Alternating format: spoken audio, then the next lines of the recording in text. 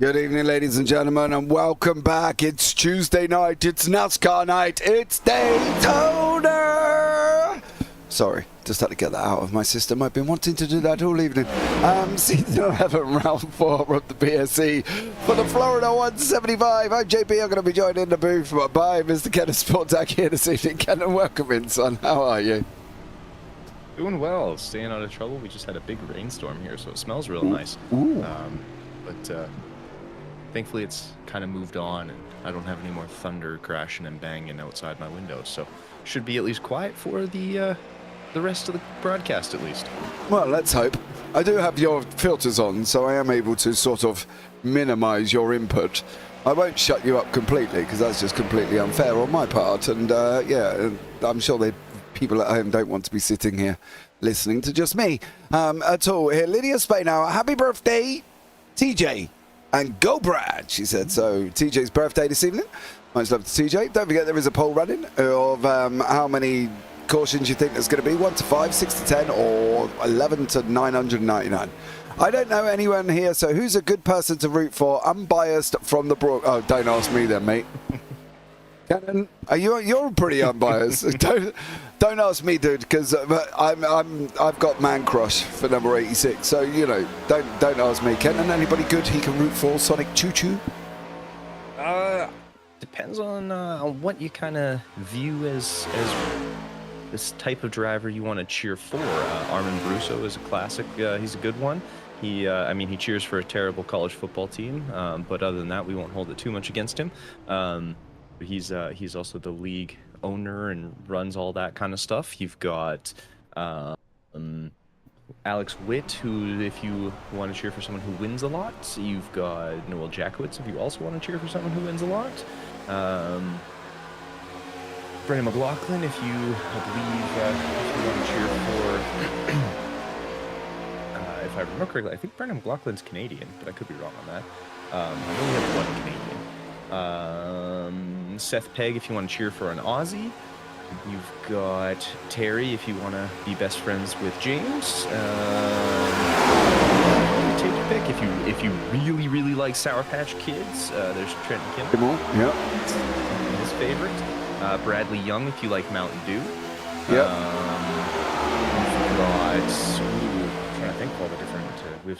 We have a bunch of new guys that have came in. So if you want to cheer for not necessarily an underdog in that sense, but some of the newer guys, you got Blake Lewis, Ben Ruse, James Vogelair. I'm a Brusso sticking his hand up in YouTube chat just today. Yeah, I saw Brusso. Hello. Me, everyone, yeah, me.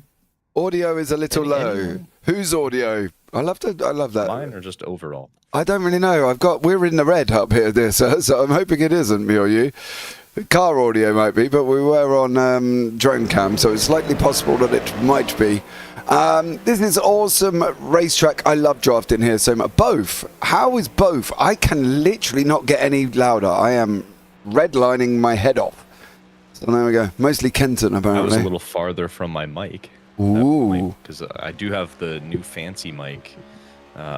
Yeah, I went and got myself an XLR microphone, so it's all fancy, fangle-dangled now. But if you're not right in it, or if it's not basically in your mouth, it's not as loud. Yeah. Unfortunately. Breaks the barrier, red light it more, says Sonic Choo Choo. Well, I hope that's fine. I'm maxing out here, and Kenton's maxing out as well. So if we need to go any louder, I'm not really sure how we're going to work this one. I did have to upgrade recently. I did have to upgrade recently to Windows 11, and that killed quite a lot of things on my computer that I've spent days hunting for as well. We are in qualifying. I don't really worry too much about qualifying on ovals, to be blatantly honest with you, especially not at Daytona.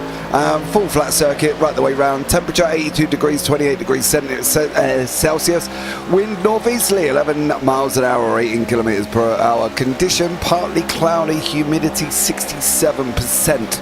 I think that's going to be an interesting one here as well, and hopefully these guys will be all okay.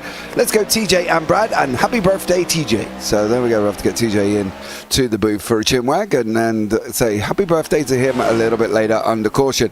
Not that I'm saying there is cautions, guys, but there is a poll up at the moment that says 1 to 5, 6 to 10, or 11 to 999.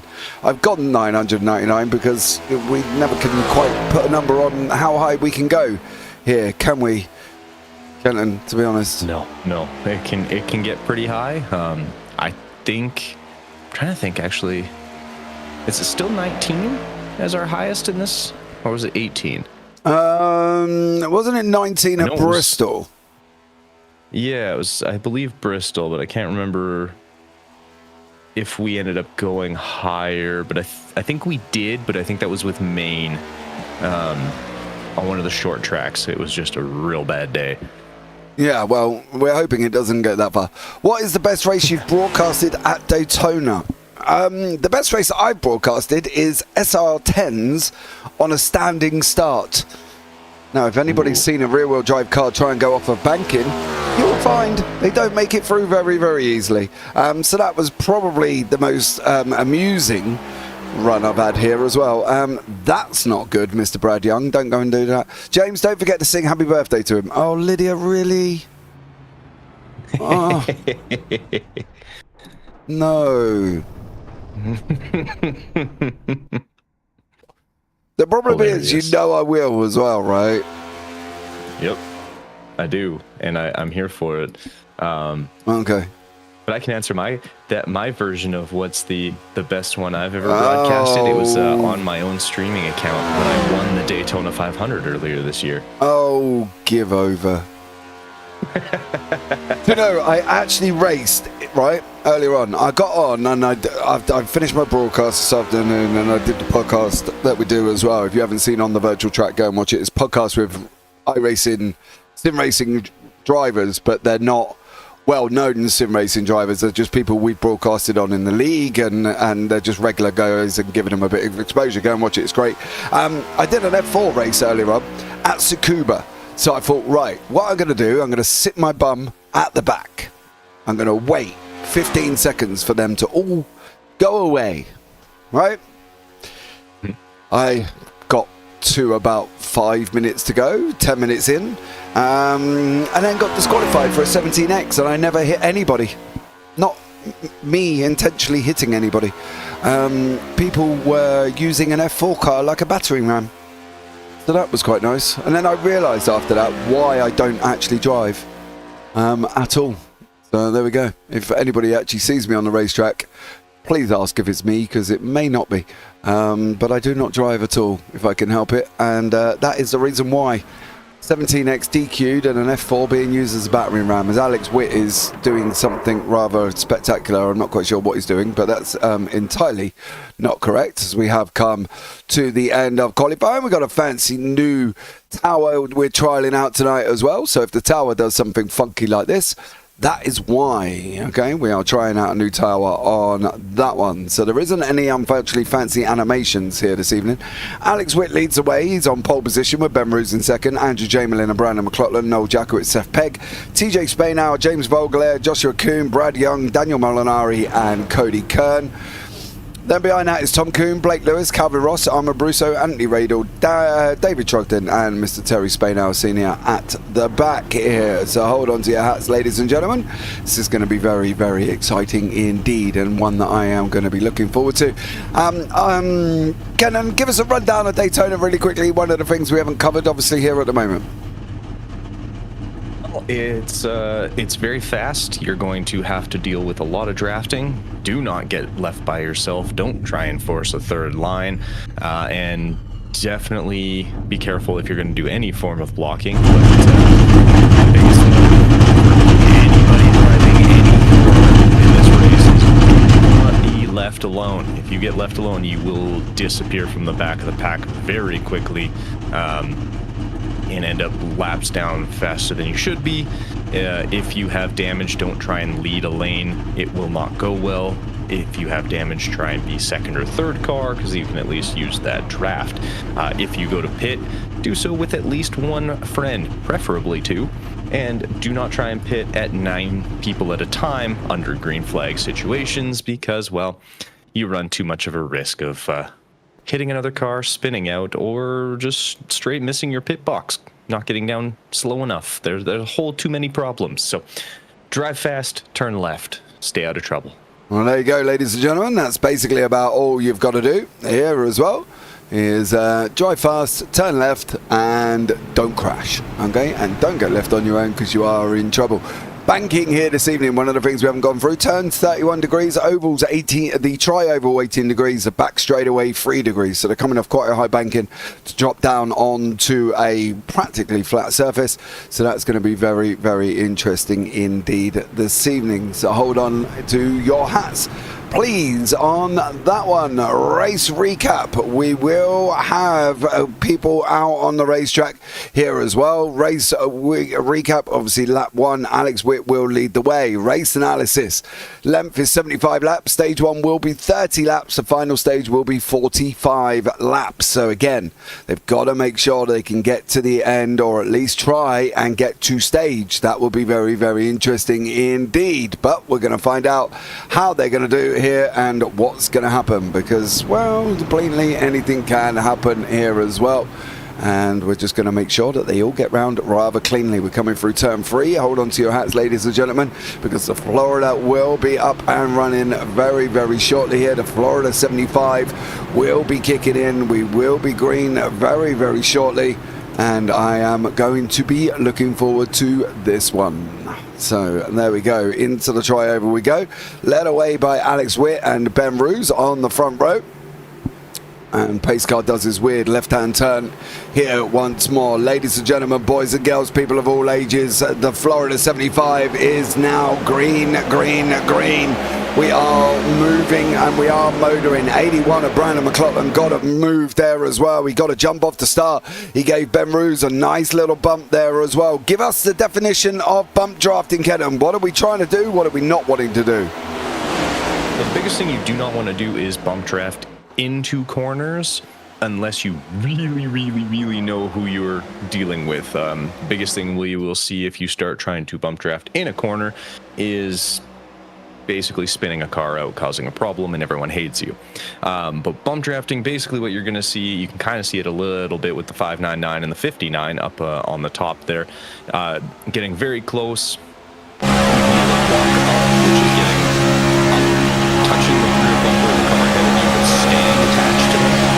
So that's motion or the straight up bump draft with more speed, because you're able to draft, hit the car in front of you. It gives them a little bit of a bump, causing them to go slightly faster, and then hopefully sucking you back up behind them as well, utilizing that draft.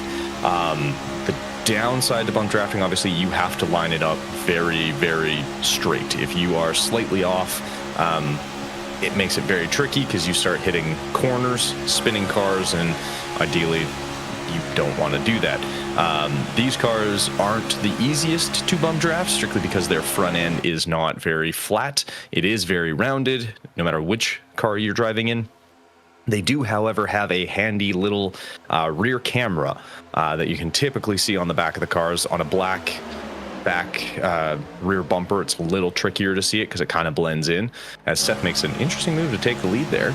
But typically you can see on the back here of, I believe that's McLaughlin's car ahead on the right, just to the right of the tail, with air quotes, tail lights, because they don't actually have lights on NASCARs.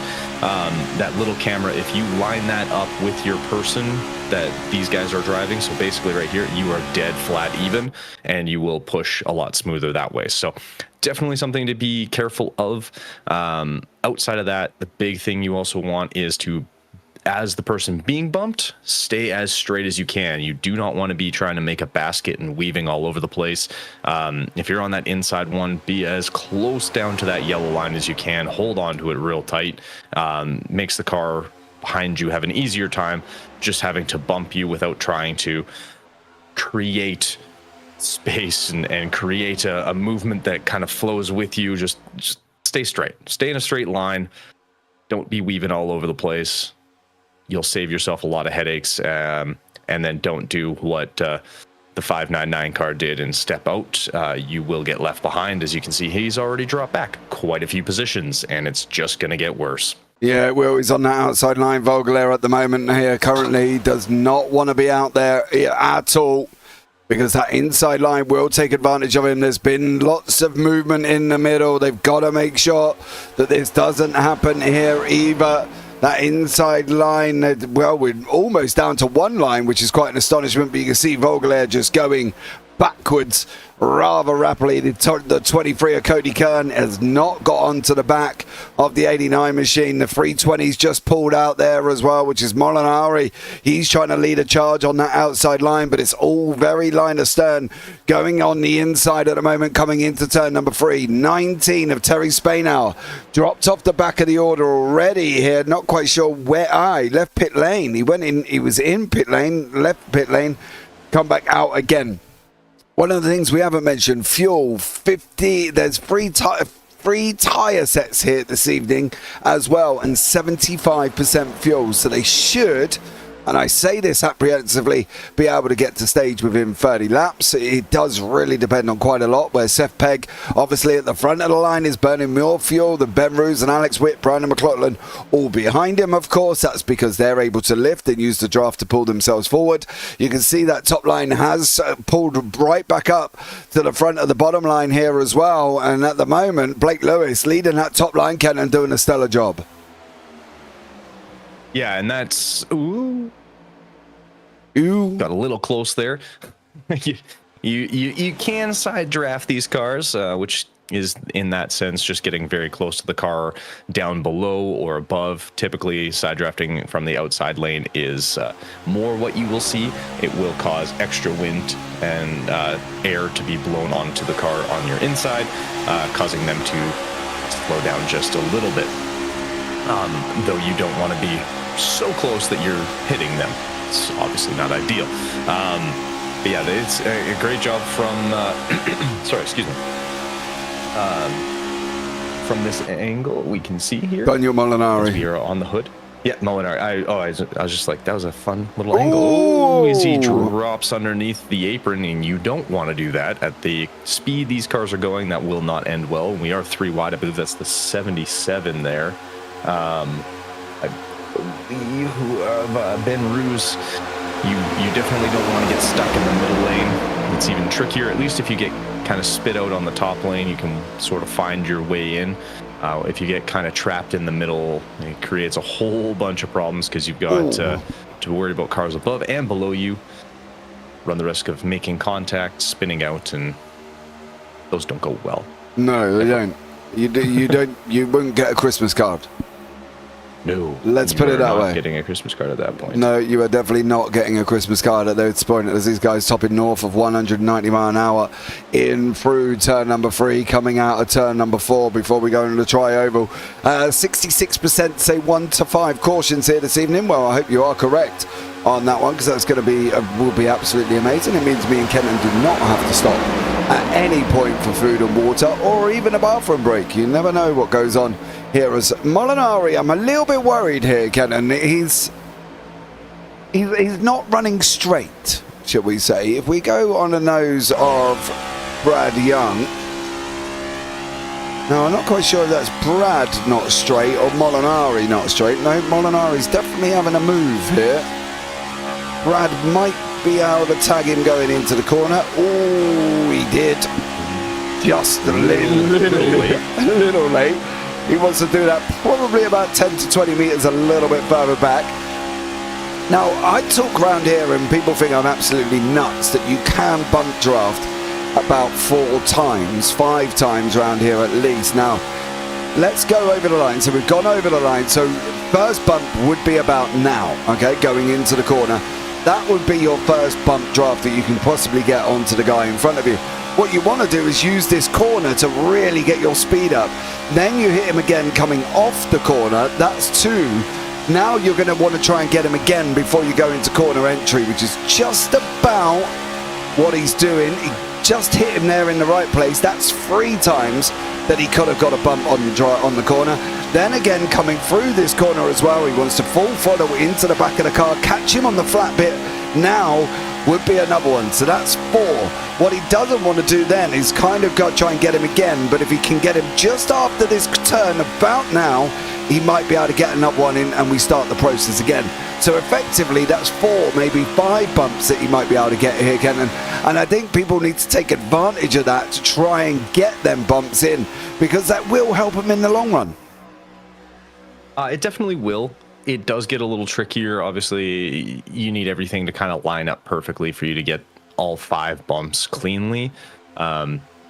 Really, at least you want to get minimum 1 on the back straight, ideally 2, and then coming out of 4, and then kind of going just before going into 1 are the main spots you sort of want to get. You could very realistically get 3 to 4, 5 being the most ideal. Looks like we have our first caution there. We do. Now the question is who and where. Ooh. Oh, dude. Uh-oh. Montano Brusso in the middle here. That big spin. That looked like it was almost some net coding there. Yeah, keep an eye out. Yeah, there's no actual contact made. The 19 and the 21, so that's Kuhn and Radel. Yeah, that unfortunately looked like some net code right there. Yeah, it definitely did for caution number 1 here on lap 12. I'm just going to do something really, really quickly to get this out the way so I don't have to continue and do this ever again on a live broadcast. But let's bring the man in as well, here as well, the man whose birthday it is. Happy birthday to you, happy birthday to you, happy birthday dear TJ, happy birthday to you, yay, woo! Yeah. There you go, darling. Lydia asked me to sing you happy birthday. Yeah, I kind of got a hint of that. How's it going out there anyway? Caution number 1 already, lap 12. I actually surprised that it didn't happen earlier. It was kind of wild for a little while. I've tried my best to just save fuel, which I don't really think I needed to. I think we're pretty good right now. You shouldn't have to, mate. We're 75% on the fuel tank. Yeah, we should be all good now. I'm ready to start making some moves instead of riding in the back. It's kind of scary being back there. Yeah, dude. Anywhere from 3rd backwards is always scary. Your brother's sitting in a good position, though. Brad just sitting up in 2nd. Yeah, he started making moves pretty early on, and he's good on fuel too. So hopefully he can keep it up there. It'd be nice to see him in the limelight for a little bit. Oh my God, Dave! Right there. That's your dad. Oh no. What is your dad doing? I have no idea. That is one way of getting in pit lane. In fact, he didn't even go in pit lane. So there we go, TJ, on that one. Tell your dad we did just see that live, by the way, as well. And he now looks complete and utter plonker on that one as well. So how old are you, TJ? 26 today. Oh, damn it. Everybody seems younger than me. It's horrible. And what did Lydia buy you? Did she buy you anything nice? She got me a cheesecake and a your subscription to Flow Racing, so that's pretty nice. I don't know what Flow Racing is. What is it? Anything good? It's a subscription service to watch like the short track racing here in America. I think I'm not sure if it's elsewhere, but I can watch like Bowman Gray or any of like the small grassroots tracks and all the way through dirt and pavement drag racing, ARCA, when it's not being streamed anywhere else. I mean, it's pretty nice. Awesome job. All right, mate. Well, have a good one. I'll drop you back down with the crew and tell your dad I did see you. And we did see that live. Okay. All right, man. Take care. Take it easy. Well, there you go. Lydia, just for you. All right? Okay? Never again, Kenton. Never again. That ever happening. No, my ears probably couldn't handle a second one. You're so cruel. Can you? I don't know how you could do that. You're such a bully on that. That was lovely. Yeah, well, That was very artistic of me as well. It's true. It's true. So there we go. Someone has to bully you, though. Yeah, it wouldn't be a BSC night without you bullying me, Kenton, to be blatantly honest. So there we go. Right, so the pace car lights are still flashing here, so we still are under caution. And we're on board with Daniel Molinari, who is leading the race at this moment in time. It was wonderful. Thank you, Lydia. See, somebody appreciates it. Yep, and that someone is not me. Yep, and Lydia didn't have an hearing aid turned up, so it's fine. Okay, right. choose cone coming up. I'd be interested to see which and who goes where. Molinari, I think, should keep that inside line. Now, common sense tells me that obviously the shortest line around an oval is the inside, right? Being that you're not having to run wide and high and handsome. But the problem is that inside line. Now, whenever I've driven NASCAR, and as you know, I have driven it, not so much more recently, but I have driven it. It's when you come off that inside line and you've got a bit of a weave on, somebody always wants to decide that they're not going to lift and stick their nose up the inside, which is then at that moment you're coming back down again, which can cause a little bit of a problem for you. Would that be on the person who decided that they were going to not lift, or the person that drifted up a little bit? Typically, it's the person who decided not to lift. Like if there's a car in front of you that gets a little high, and now I understand most road racers come in and if gap car, but especially at like Daytona, Talladega, or anything like that, where you like the high speed, draft heavy kind of tracks, you know that person's going to be coming back down to that lane. Now, should they have stayed closer to the line as it was? Yes, that definitely should be their number one sort of thing they're aiming for, is staying as close to that line as consistently as possible. But if you know they're coming back down, unless they have blatantly made a move to the top line, in which case then go. But like if you're sticking your nose in, trying to pull the Lando Norris last on the weekend there in Canada on his own teammate, when there's half a car's worth of space, you've dropped slightly below the apron just to shove your car inside to try and create something, you're going to be no Christmas card list for you. Here we go, ladies and gentlemen. We are up and running. Molinari made a move up there as well. Gave Brad a little bit of a shove. Once more, it's 15 to go in stage number 1. Let's find out who's going to be able to get to the end here. Molinari moved off the start there, up to Brad. Brad had to take a little bit of an evasive action maneuver. I've got a feeling this Blake Lewis car is just going to absolutely motor past Molinari. It has, with the help of Alex Witt, who is literally riding his bumper closer than a baby monkey picking fleas off his mother. And at this moment in time, Alex Witt there, we're back under yellow. Ooh. A few cars spinning around. What's the 20? It's going to be oh, man. Ladies and gentlemen, welcome to the medium one here at Daytona for caution number 2. I say medium one because that was only 4 cars. The big one is pretty much a lot more than that. I would usually I would like to point out this man has not had much luck at all. I've got his name down twice on the pieces of paper that I write my list down. He got bumped once there, then he got crawled all over, and then Calvin Ross. Well, I want to know, that was because I believe that's Molinari. He was very slow. Yeah. I don't know what was going on, but like you can just see he's dropping fast. And so the 19 kind of lifts to sort of deal with that, and I just don't think that 20 did. No, he just ran him over. Yeah. Literally just ran him over, unfortunately, there as well. But caution number 2 here this evening. So, yeah, that's a wonderful statistic. Oh, how do you say it? Statistic. There we go.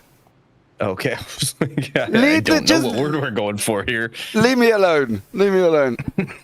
So there we go. I'm going to pull this man in because I haven't had a chat with him for quite a while here. The owner of the BSC is, of course, Mr. Armand Brousseau. Let's bring Armand into the booth here and have a quick chat with him. Armand, welcome in, buddy. How are you? I'm all right. I don't really have any complaints tonight. Okay, well, we are only early on. We are only 16 laps in. So you've still got time. There's plenty of time for me to have some complaints, definitely. Absolutely, dear sir. But how are you getting on, Mr. Brousseau? We haven't spoken for quite a while. I'm doing all right. I'm just trying to hang out in this race and not get killed. But other than that, I'm doing all right. Got a lot of physical pain from work and stuff, but I'm good. Awesome job, mate. And what do we reckon the chances are? Where are we aiming for? We're just gonna try to win, of course. Okay, now realistically, where do we think we're going to end up? I don't know, top 19. Oh, shaboom, Mr. Brousseau, come on! I'm going to give you a challenge. Top 8. I mean, that's doable. I'm gonna try to win this race. All right. Well, you go and win it, and let me know how you get on, and see how we go. I'm gonna do my best. Well, and if I don't win, then nothing's new, and I just suck as normal. It's fine. Okay, well, listen, I look forward to seeing you go and win the race. It's been a pleasure talking to you again, Mr. Brousseau, as it always is, dear sir. And I will catch up with you soon. Hopefully you'll be talking to me when I win this race. Absolutely. 100% agree with you. Absolutely. Take care. Have a good night. There we go. That was the owner of the BSC, Mr. Armand Brousseau, here as well. Right, we've got 2 minutes, ladies and gentlemen. We're going to have a quick word from our sponsor.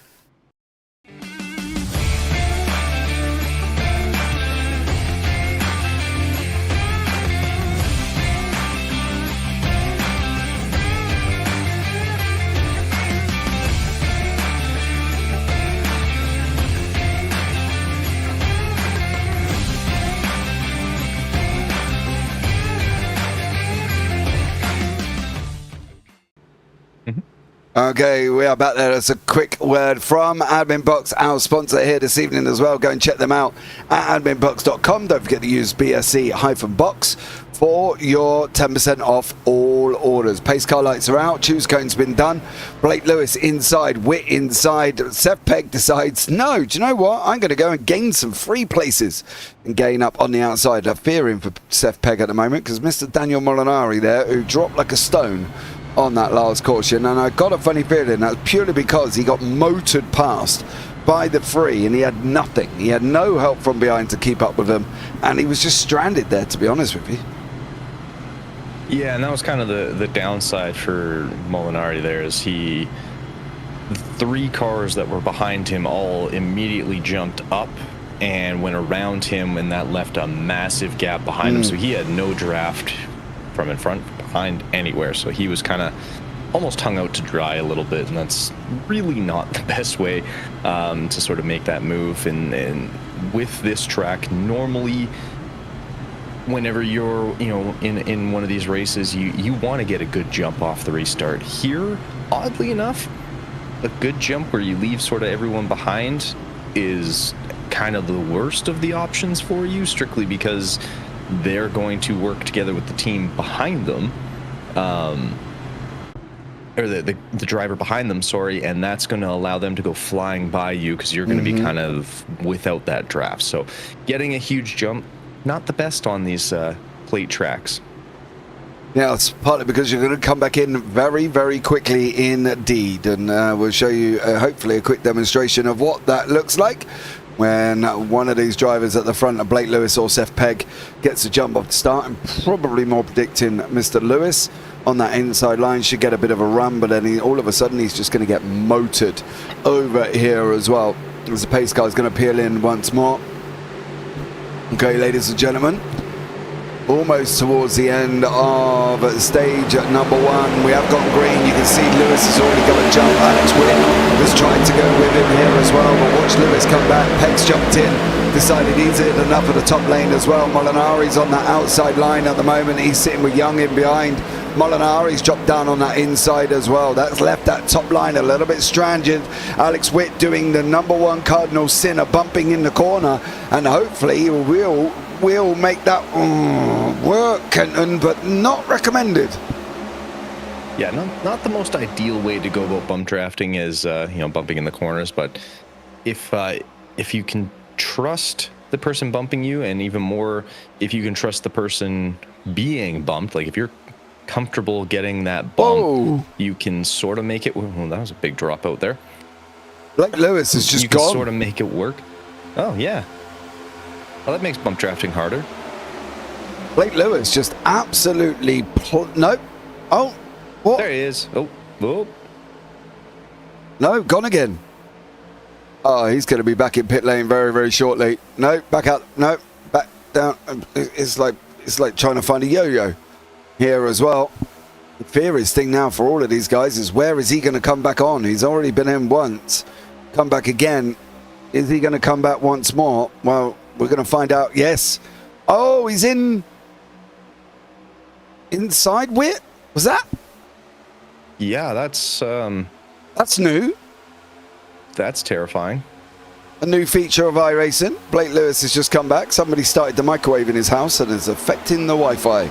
So yeah, maybe not get them to be doing you a hot microwavable meal at that point there, sir, because that was not good. And the fact that you actually were inside Alex Witt was really quite scary for both of them, and I'm surprised there wasn't more contact there. Yeah, I'm very shocked. How? Yellow flag's out.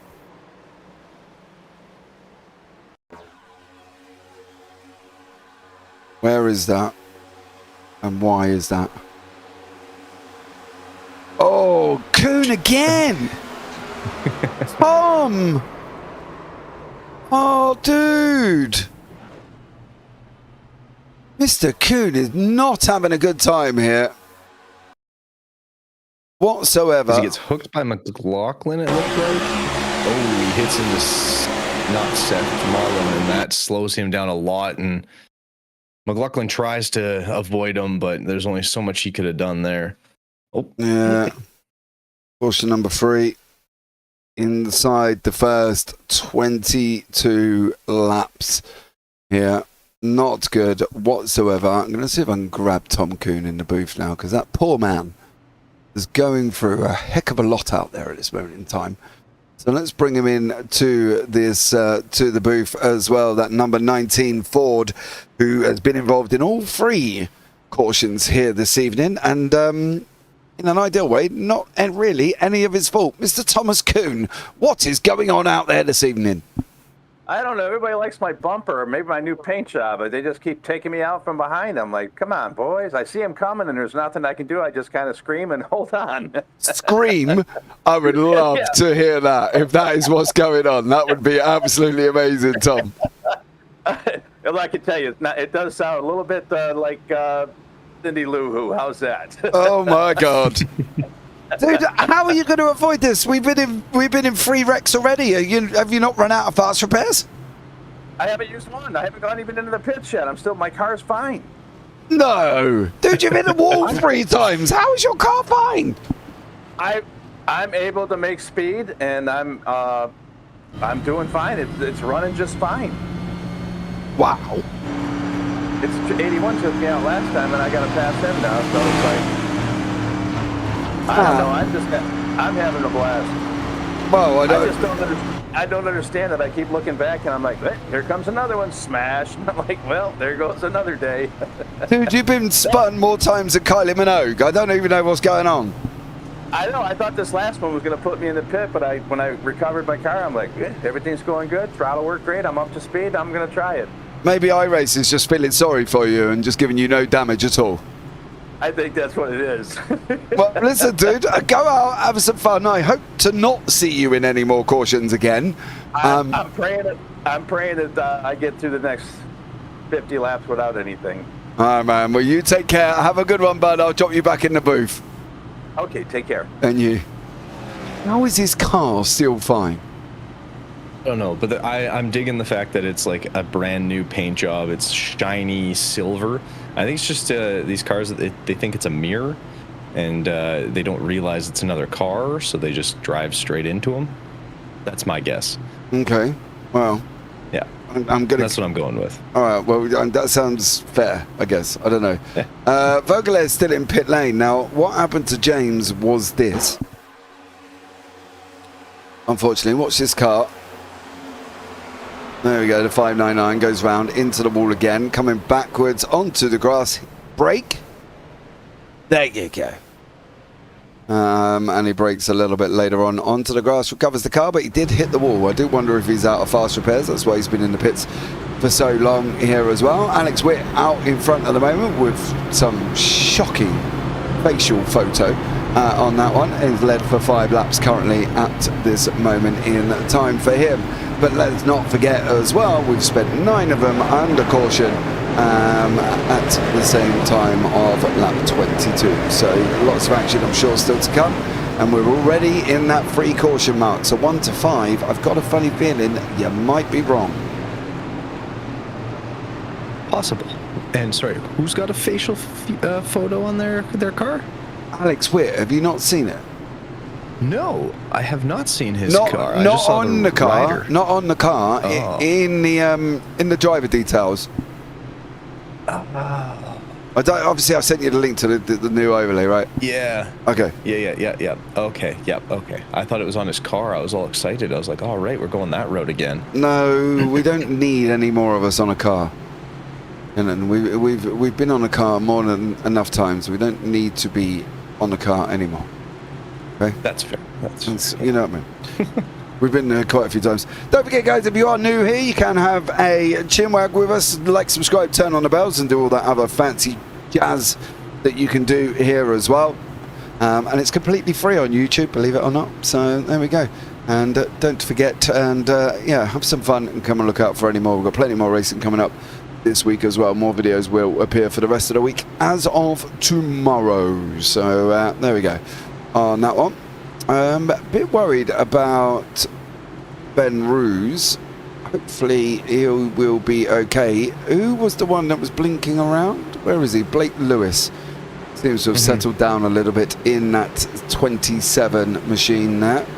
So fair play to him. As you can see on the timing tower now, that it is a very Ford heavy grid here. Pace car is in once more. Alex Witt leading the way currently at this moment in time into that go restart zone. He did get a jump. TJ's made his way up into second, goes with him. If I was TJ, I'd lift and drop him behind him. There we go.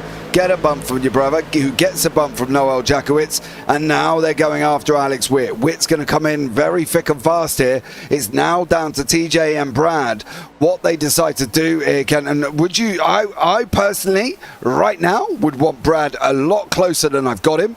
I would want him right up my rear end, and then all of a sudden they both talk and they both push out together. Brad's just had a push from Noel Jakowitz, which unfortunately for Brad looked like Kenton. He's just moved him up the side of the circuit there. Yeah, he kind of rode him up the corner a little bit, and now if I'm TJ, honestly, it's just hold on to this. Like, it's going to be hard for Noel to get around at this point, unless himself and Alex Witt decide to both go up at the same time. But in all reality, like, the outside line in the next-gen cars at Daytona, it is technically faster. The downside, though, is you have a huge risk of, if anything happens, you have nowhere to go. Whereas if you're on the inside, you can at least slant, like, rip down into that apron. Like, there's a... Look at all that space. So you have a little more ability to sort of find a way around an incident, sort of stay out of trouble if you can. Opportunity, whereas being up on that outside, an opportunity, because if something goes south like 3 wide behind you,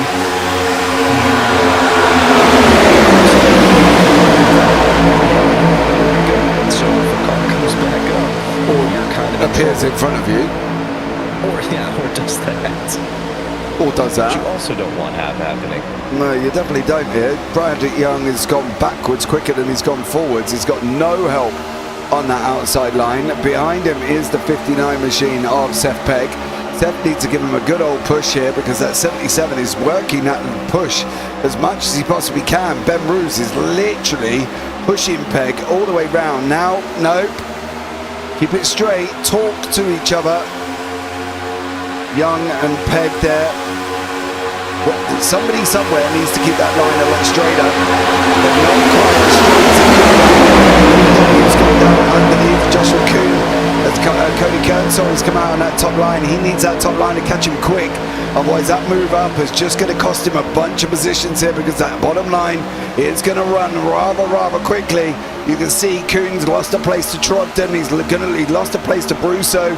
Is he going to lose a place there as well? Brusso now comes up in front of Kuhn. Paul Kern and pulls him upwards as well. Brad Young's motoring in. Give him a push. Give him a push. Pushes Brusso, pushes Kern, and now Brusso's on the march as well. Can this top line come back though? That's the question. It definitely can. We've mentioned it before at Daytona, Talladega, anywhere kind of like that. If you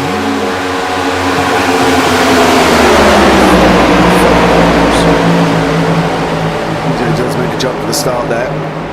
I'm a little bit worried after that because Jackowitz backed up and slowed that top line who had an absolute mighty run. Led by, I believe that was it was Brad Young, but there was people in front of him as well. I think it might have been Brusso who had a little bit of a run there, and Calvin Ross and on the outside. There he is. It was actually Calvin Ross on that outside line had a bit of a run. They've now very spread out for a race here that kind of they probably shouldn't be, to be blatantly honest. I'm a bit surprised that they are. Yeah, I thought there was a yellow. Ah, there is a yellow. Yeah, okay. That's what I was like. For sure there's something that caused that. So TJ was able to snag that away.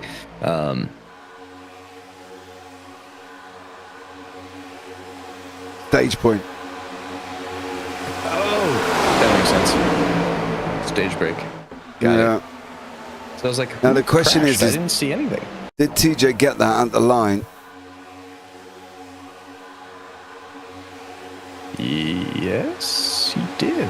He did. Yep. TJ did get the stage win at the line there. So fair play to Mr. TJ. Better bring him back in and have a chat once more here as well. Let's have a chat, ladies and gentlemen, with your birthday boy and your stage winner, Mr. TJ Spainhour. TJ, 10 points on the board. Good job, buddy. Hey, that's what it's all about. That's what we try to do. Definitely. Is this going to lead into a victory lane run?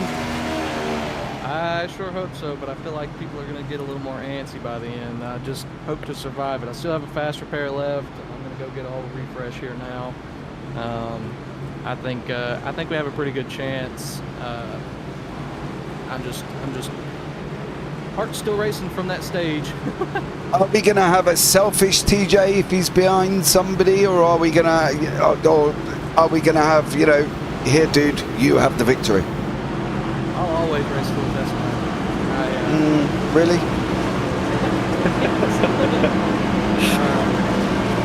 Are you sure? Yes, I'm very sure. I will try my best. Now, that's not saying I'm not going to do this. You know, I want everybody to be up there.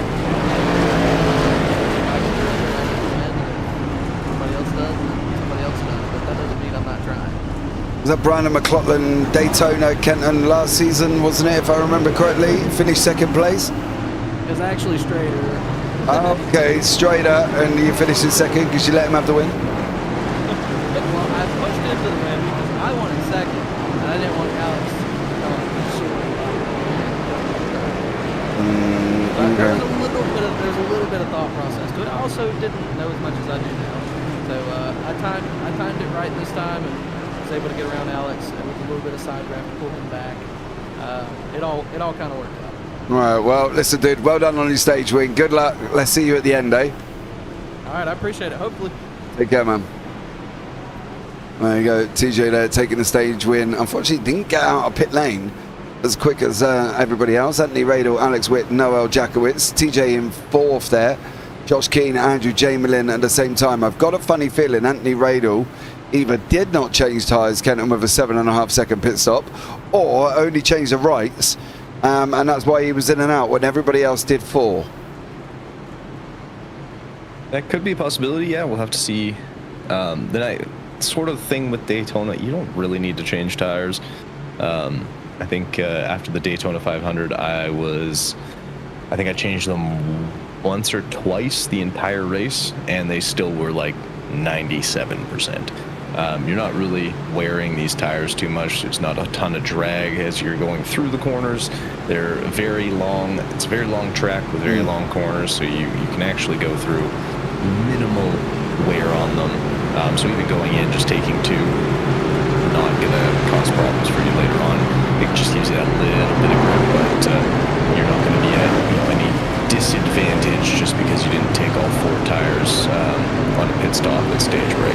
Yeah, Andy Radel, choose cone inside, Alex Witt, choose cone outside, TJ inside, Noel Jakowitz outside, Josh Kuhn inside, Jamelin has gone out, Josh Kuhn outside, Jamelin's inside as well.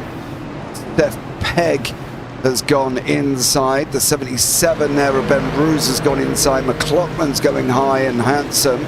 Cody Kern has gone high, Terry Spainhour low, Molinari low, Tom Kuhn high, Brad Young low. Brad had a really bad pit stop cycle there. In fact, he literally is down in 13th at the moment from sitting up near the front. So let's see how this goes on here as well. Billy Cooper, woo, she says in YouTube chat there once again after stage win for Mr. TJ. So fair play, Billy. Congratulations to TJ for taking that victory. Good little run for him. Got timed it, yeah, just like he said, just perfectly. Went flying by Alex Wade, got himself the win. Absolutely. Right, ladies and gentlemen, boys and girls and people of all ages, hold on to your hats here, as the run to the final end is going to be up and running. It's going to be a flat run, final stage, 45 laps. Let's see who can get to the end and who can't. I'm predicting fuel. They might actually be okay here. I'm not expecting any form of dramas. So lap 33 of 75, leader Anthony Radel, cautions 4 for 12 laps. Lead changes 23 throughout this race already, and that's 23 lead changes. That's absolutely massive here again. But Anthony Radel going to lead the field. TJ's tucked in right behind him. When's Radel going to go? Radel's gone. TJ's gone.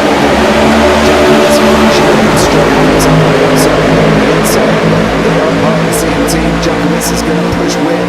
Kuhn's going to push him as well. TJ's got no help. You are so low down on that bottom line there, buddy, with Radel in front of you. 65 of Jamelin is just not there. Brandon McLaughlin's high, wide and handsome. Witt comes down, Jakowitz comes down, and that was well played from Witt and Jakowitz there. They made the gap. They pushed Alex past. Hunley too at the bottom, out for an absolute kipper of Jamelin, and behind that in the 59, and then they went and slotted in behind them. Yeah, they're very good at working together to be able to sort of get into a good spot, the two of them. And I mean, they're part of the same group, so they definitely can be communicating that as they make their way through. DJ holding space there, which is good. He's got that Anthony Radel ahead of him. The fun thing I find with Daytona being P2, not the end of the world. Obviously, there's any position really can catch you up fairly quickly. One caution, you can be near the front. But if you're P2, you're in a pretty good spot. And, all you need is one really good corner, or one good corner exit. You can fly around the guy in P1 pretty easily. So it's all about being smart, staying out of trouble at this point for pretty much everyone involved, but especially if you're trying to get the win like TJ. Yeah, absolutely. 192, 190, topped in here with Jakowitz. He is basically chasing down the boys in front at the moment for Noel Jakowitz, and is doing a stellar job sitting in that 4th place. There he is there. You can see him just at the end of that point out. Noel in that number 1 machine, of course. Chasing down the 594 Witt, chasing down 86 of TJ, 821 of Radel. Behind him is Jamelin, Pegg, Ruse, Spainhour, Terry in that Kelly Services car. Gets a nice bump on Seth Pegg there. Seth took a nice little bump from Terry, but you can see the outside line. Kenton's got a bit of a run at the moment at the hands of Ben Ruse out in front. Yeah, and like I kind of mentioned, the outside line is actually very fast for these next-gen cars. I don't know if it's they just hold that line in better, whatever it is, but you can be very quick if you're working together. And as much as it's easier to avoid incidents if you're on the inside lane, being on that outside line, if you have a group of cars like this group of 4 here, they're able to work well together. They're going to work better than a disjointed group of 8. So you just really got to be smart and smooth and sort of keep the gaps to a minimum between those cars. You can see the front 3 that we've got going on here with Radel, actually really the front 4, all the way back to Jackowitz there. They're very close together. If you're that top lane, you really need to be in that sort of situation, and that'll really help. Because the closer you can stay, the more draft you really are going to get. And you can see Alex Witt is basically right on the back bumper of TJ. TJ's right on the back of Radel, but no one's like, there's not any big push coming in that's going to cause a problem. They're just staying close. Top line's coming. They fractured down to a 3. If they can keep it clean, you got Ben. That's Ben Ruse again, isn't it? Oh, yeah. I don't like not having the animations. It's driving me bonkers. I've got to be honest. Ooh, hey, Tom Kuhn again. No way. Oh my God. This one might have been on him though. That we'll have to double check. I might as well just write Kuhn down for all of them, mightn't I? Really? We're getting there. Yeah, we definitely are. Now, was it on him? What do we think? Full speed or double speed, it's hard to tell. Everybody saw. Well, he's 3 wide in the middle. There's overlap there. Oh, he comes up a little bit. Actually, it's netcode too. He came up a little bit, but then never actually made contact until... Yeah, never actually made contact. It just netcoded on him. Unfortunately... Here is a man who's in 4 cautions again. Tom. Car number 20. Allow car number 81. I'm here. Dude. What's going on? That's another one. I know. I went to the inside line between, that was the middle, between 3 stacked and 81 dropped down on me. I'm like, can't do that, dude. I'm here. Well, I will. I've got some good news for you, dear sir. There was some internet interaction in that one. There was some what? There was some netcode involved in that. Oh, really? Yeah, I'm afraid so. Okay. So was it my fault? Not really. You were going moved up. a little up, he moved a little down, but there was no actual contact. There was actually still space between the two of you before it spun him. So just an unfortunate. Okay. Gotcha. Okay. Well, I think I might be setting a caution record for 1 car in 1 race. I think you are, dude. And still driving. Yeah. I know, and my car's driving great. I've gone in my last pit. It didn't do any repairs. I'm like, what's wrong? My car doesn't need repair. I'm just an old guy going to the hardware store, and I keep getting picked off on the intersections. That's the way I look at it. All right, man. Well, listen, Tom. I tell you what, dude, if you go on and win this race now, I'll be made up for you because I think that would be absolutely bloody amazing. But listen, 5th caution, you're involved in 4 of them. One of them was the stage break, so I'll let you off that one. But go have fun, Tom, and please, please, please, no more. I'm hoping for no more. All right, man. Have a good one. Thank you. Take care. Oh, bless him. He sounds so nice, doesn't he? He does, yeah. Sounds a very nice individual. That's Tom Kuhn. I want to say he's the dad. Oh, he's definitely the dad, bro. He's like old. Jeez. Seasoned. Experienced. Yeah, he's like fine cheese and all of a sudden becomes Stilton. Funny. But yeah, no, I mean, it's been kind of entertaining watching him get involved in everything. The fact that the car is still running is probably my favorite part. Oh, plainly. I think it's absolutely awesome, the fact the car's still going around. And not even use the fast repair. Yeah, even more incredible that he has had no repairs. Absolutely. I do fully agree with you. I think that is absolutely amazing that he's managed to do that here as well. Anthony Radel on the racetrack at the moment, led for 8 laps. So their play for him currently in first place. Good job from Anthony Radel. And where did Mr. Radel start? Started down in 17, Kenton, and is sitting on that lead position. So fair play to Anthony Radel. And hopefully he might be able to get to the end. Pace car lights are out. Shoes cones on. Ooh. TJ's gone high here. I am surprised about that. Would you have gone high? Well, I mean, he's got Noel Jackowitz right behind him. Noel's a very good pusher. So I think it's kind of dependent. Maybe he's hoping Radel sort of gets a good jump and he can slot in underneath and right just ahead of Alex Witt. But in this case, I mean, being in the position he's in, Noel Jackowitz like I said, he's a very good pusher, so it's not the worst spot. It's what, sorry, Kenton? It's not the worst spot. Oh, okay, cool. Did you hiccup at the end of that?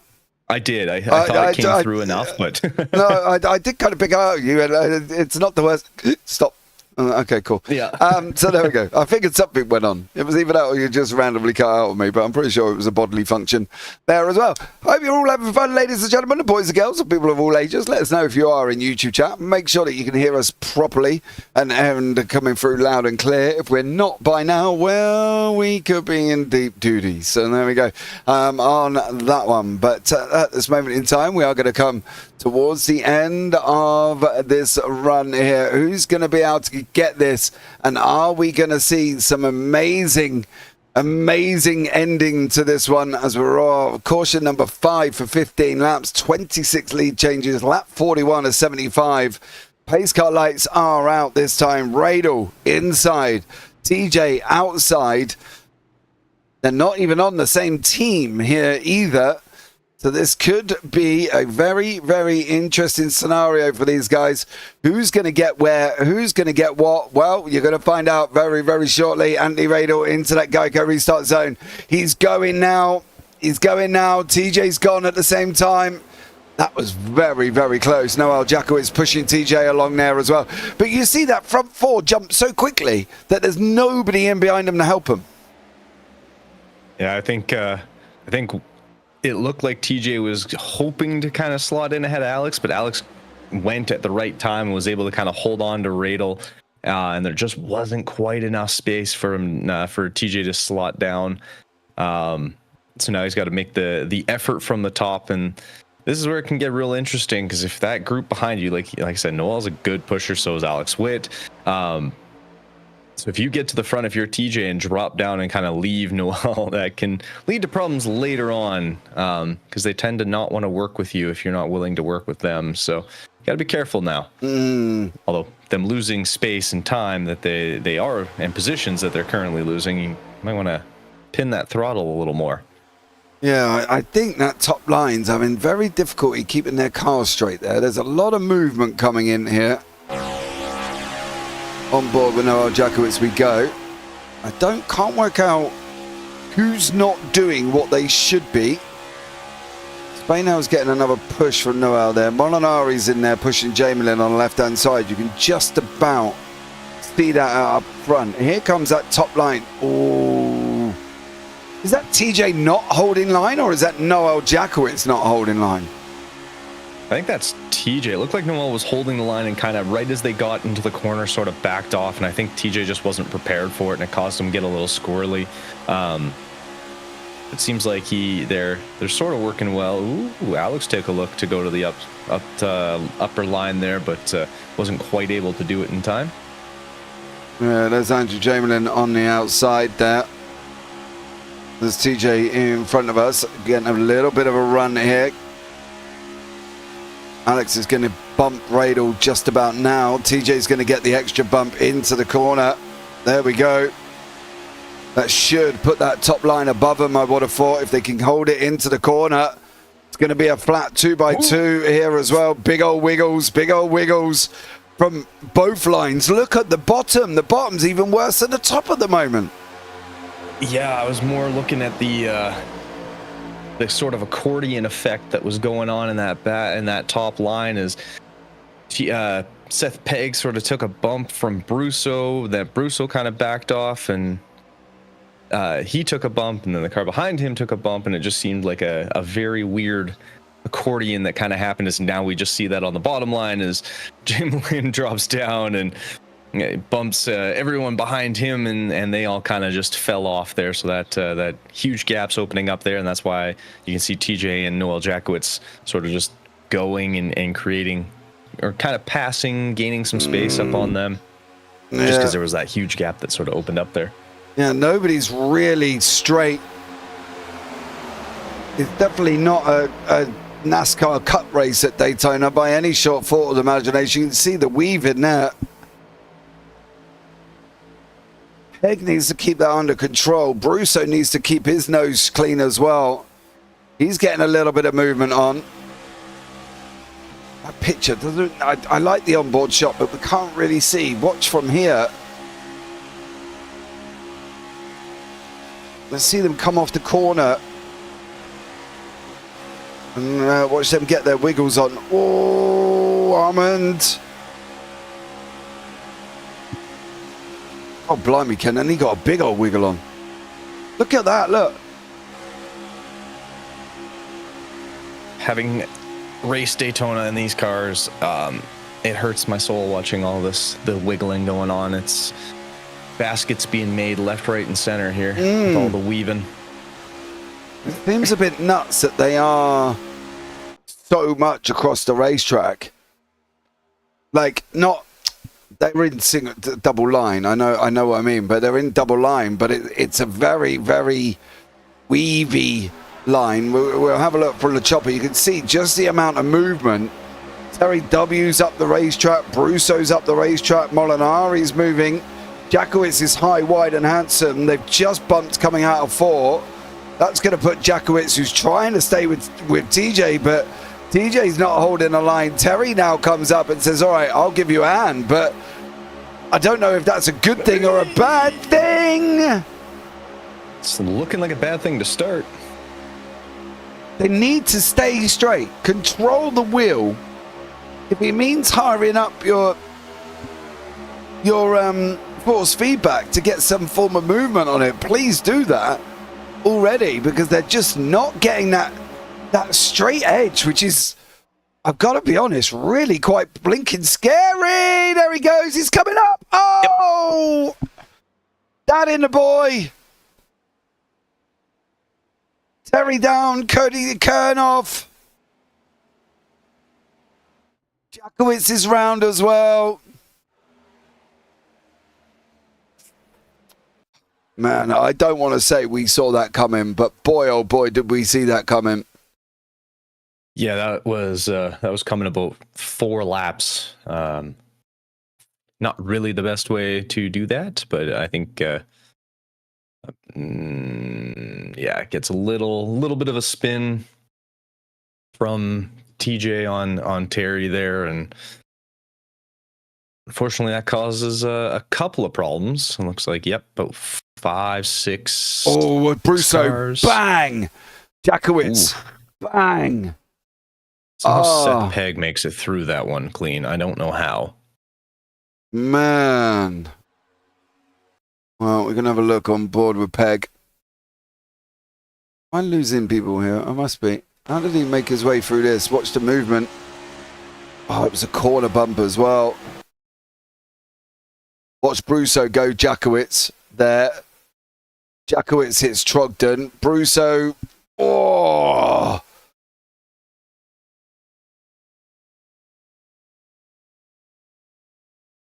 How did he miss Brusso and Jackowitz and Trogdon? It's impressive. Seth manages to do this a lot. Saying that though, one of the races we did, it was Terry W, who was That's true. going through the order and managing to avoid all the incidents there. So we'll pick up on, actually they're pretty much half the field in pit lane at this moment in time. There's Seth there. TJ's there. Should we have a chat with Mr. Seth? Should we have a chat with Mr. Pegg? Okay, ladies and gentlemen, we're going to bring him in. The only Aussie in the field who's managed to just hold on to his sphincter and completely miss all of that wreck, which I'm very admit has got to be the blinking most impressive thing I've seen here this evening. Let's bring him into the booth, Mr. Seth Pegg. Seth, welcome in, bud. It was quite the miracle. I feel I saw cars everywhere, and I was like Lightning McQueen in that one scene where there's a whole crash going around him, and somehow he comes out unscathed. Very lucky there. Yeah, dude, you were absolutely impressive on that one. What's the plan, Seth? What are we going to get out of you? I think just staying the course for now. There's a lot of people who have lost their fast repairs. A lot of people running around with a bit of damage. I think just keeping clear of wrecks is probably one of the most important things right now. And then from there, we'll try and make our way forward. I've picked the wrong line seemingly every time other than the first green flag running. I've dropped back after every restart. So maybe just need to pick my lines better, get my restarts better, and we'll see how we go from there. Inside line, mate. I got to be honest. I'd run inside all the time. Yeah, it depends on who's on the inside, who's on the outside. But I think inside is definitely stronger, at least for the first 2 laps. Yeah, so, I do agree with you there as well. Well, listen, dude, top 5? Top 5, I think it's definitely possible. All right, mate. Well, look forward to seeing you in the top 5 then a little bit later on. Have fun, bud. Look forward to seeing you in the top 3 booth, actually. We'll see you there. You go, you bad self, Seth Pegg. Take care, buddy. Thank you. Ooh, top 3, he says. I'm here for it. Me too. I got a soft spot for my Aussie. Yeah. Even though he cheers for the incorrect team in AFL, but still my Aussie. Yeah, absolutely. Billy there in YouTube chat. Oh my God. Yes. TJ hit Terry, who spun up the track to smack TJ, and they both ended up in the wall. And there we go. So that was not a good thing there from the Spain hours, as they've just gone and smacked each other up into the wall. Alex Witt, choose cone inside. Better play. What did Seth do this time? Inside the line, behind Molinari. Calvin Ross, David Trogdon, and around him. That's not a bad shout, to be fair. I'm a bit cautious of the 320, though, I've got to be honest. But, yeah, interesting. As we come towards the end of this one, ladies and gentlemen, let's see where we're at. Lap 51 of 75. We've got 24 remaining. Caution 6 for 18 laps. Lead changes 31. That is insane. The fact that the lead has changed 31 times. Don't forget that could be under caution at the same time here. But still nuts. That's all I'm going to say on that one. Let's pick up on your leader, Alex Witt, at the moment here. How is he getting on? Well, ladies and gentlemen, he's doing spliffingly once again on that one. So looking forward to seeing how he is here. Currently in first. Laps led for 10 laps at this moment in time. Pace car is going to do that weird, funky left-hand turn very, very shortly as we get in towards the tri-oval. But let's see how this one goes. Who's going to come out on top? Is the Spain hours going to get themselves back? I am surprised that nobody else has come up on that top lane, Kenton. Look at that, the bottom to that top lane. Let's get this underway and we'll discuss that very, very shortly. That is a nuts decision. Into the Geico restart zone we go. Ladies and gentlemen, effectively we are green because they did go over the restart zone. Witt got the jump. 27, Blake Lewis on that outside. Calvin Ross there as well. Brad Young on the outside line. Oh, no, Brad's on the inside. Sorry, no, old Jackowitz is on the outside. Jamelin, Witt, all at the same time.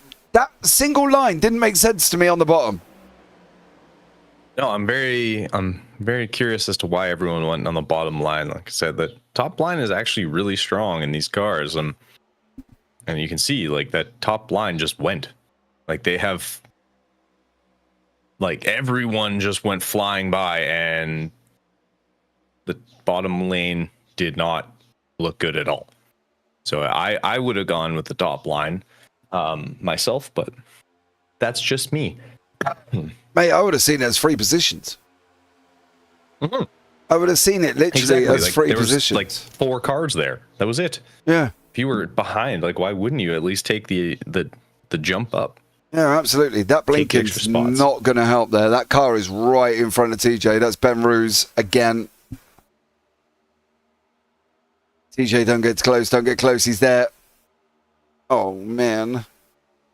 It's not Ben Roos. Who is it that keeps flashing around? Oh, I'm sure we're going to come back. I'm sure he's going to come back very, very shortly. There's a lot of movement in and around that front end. The 83 at the moment, dominating that top line. Josh Kuhn with Jakowitz in behind him. Now Molinari's come up on the top. He's got TJ behind that, Kern in behind that, Terry W down now, Brusso, Trogdon, Pegg, all there as well. But the race is led by Anthony Radel at the moment with Blake Lewis tucked in right behind him. Seth comes up on the top line as well. He's gone out to give the top line a hand if he can. But it is Radel, Lewis, Witt, Jamelin here on this one. These guys continuing. Oh no, it's Blake Lewis blinking around. Scary for Alex Witt, considering he's got to try and push that. Yeah, it's if I'm him, I would not be very happy having to try and pull that off.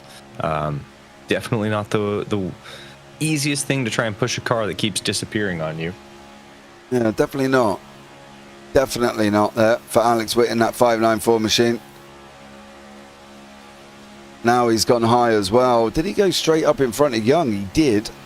He's relying on Young to give him a push here. Now this is going to be a test for Brad Young, right? Because he's quite high up in the table. He's got Alex Witt who can drive, and Brad, move out. Jesus Christ, get up that track a little bit there, dear sir. Yeah, Witt needed you there at least a straight earlier. Oh, he got a bit of a movement in that steering wheel. That steering wheel was quite a big move from Brad Young. Got to make sure he's holding that line. Witt just needs to clear. Oh.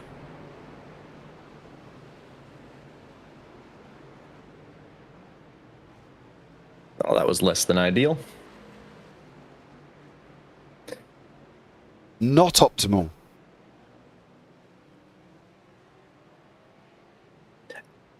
Yeah, I'm curious. I'm gonna have to see, because I can't tell if that was Witt coming up, if Brad got bumped, because Witt drops hard, and Brad's getting a bump at the same time. That's kind of just a.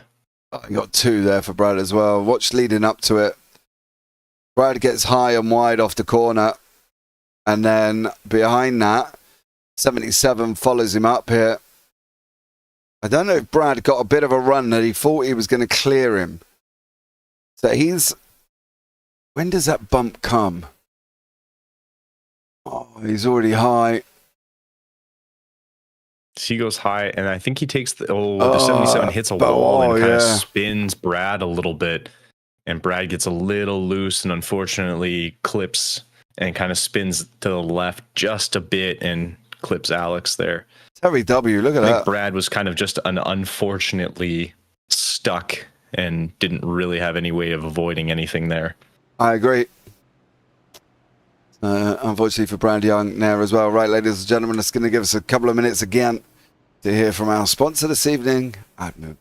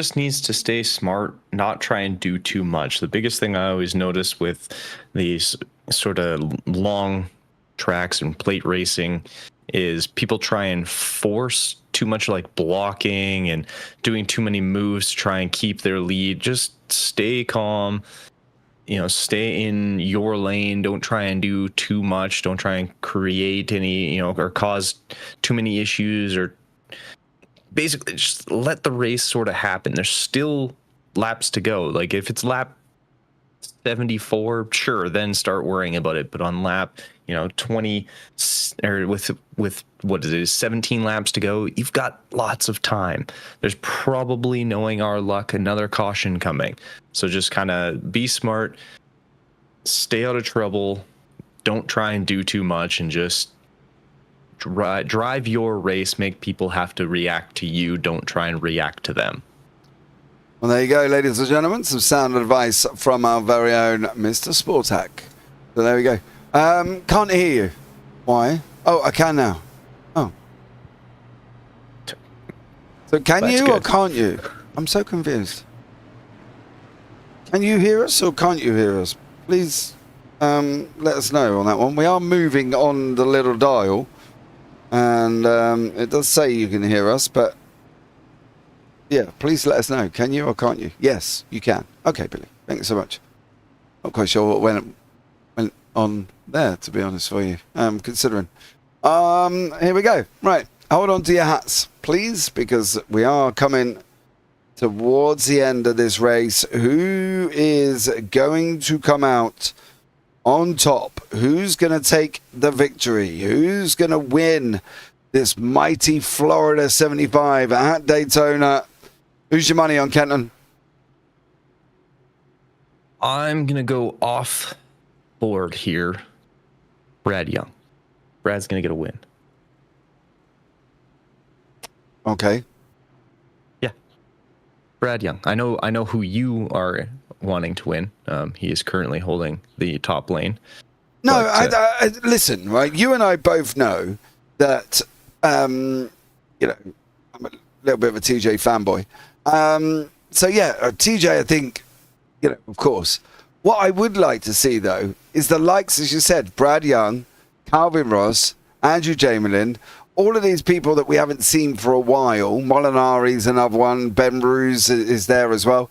It'd be great for them to get a victory. So yes, as much as I would love good old TJ to take the win here, I think, even Brusso. I'd love to see Brusso win a race because I think that would be absolutely epic. I'd like to not get old before Brusso wins a race. I've got to be honest. I'd like to stay, before my 50s. That would be ideal. Let's see what goes on. I'm going to get this restart up and running now. The top line and bottom line. Oh my God, TJ, you missed that by a country mile. Either that or Radel just got an exceedingly good jump. My fear is now, is Radel just going to get run over? Because look at the top line. They're together the first three. Radel's got no help whatsoever. If that top line can pass the 27 of Blake Lewis, I've got a funny feeling they might be on the run here. Brad Young's there at the bottom. Calvin Ross and TJ on that top line. They didn't clear Blake Lewis, Kenton, which I very much was surprised that they didn't. Yeah, it seemed a little disjointed. TJ didn't seem to be in a very straight. Ooh, Molinari doing the one thing you're not supposed to do. Don't push the pusher.